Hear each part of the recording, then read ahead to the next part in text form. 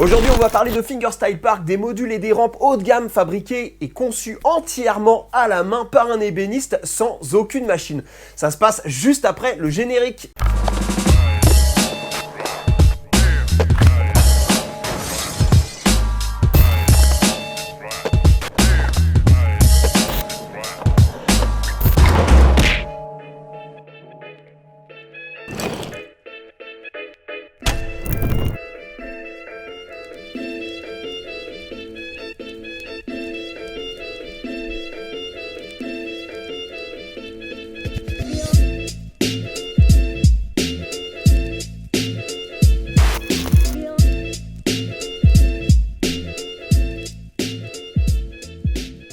Une fois n'est pas coutume ou presque, puisque je vais une nouvelle fois vous parler de la place de la passion dans le fingerskate avec le travail d'un vrai passionné en la personne de Mathieu Zufferet.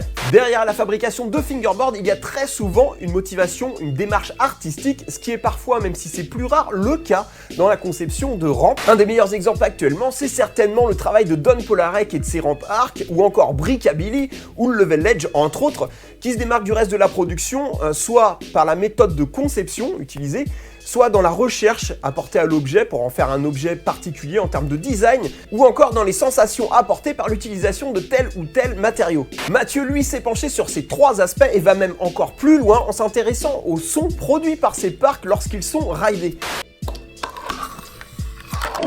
Tout dans sa démarche tourne autour d'une utilisation du bois respectueuse et ultra qualitative, à savoir que le monsieur est aussi l'inventeur d'un instrument de musique à clavier réalisé entièrement en bois brut et que ses travaux sont réalisés sans aucune machine ou outil électrique.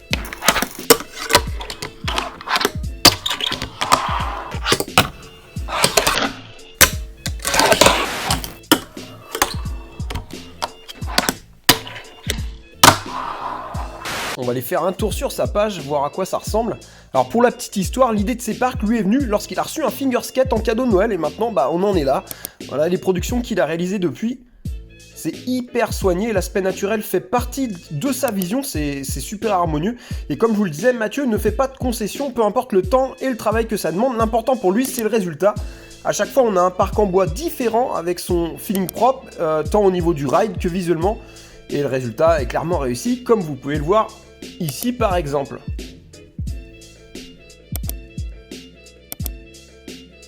Comme je vous l'ai dit plus tôt, tout est fait à la main avec du bois brut. Il n'y a pas par exemple d'utilisation de contreplaqué, donc pas de rampe creuse, etc. Alors vous allez voir, le résultat est massif.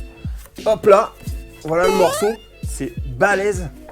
Il y en a pour 6 kg là les gars, je vais demander une prime de risque. Vous voyez, c'est assez impressionnant. Hop là, je vais essayer de vous montrer ça correctement. Alors dans ce parc là, par exemple, la pièce principale, c'est cette rampe qui est ici.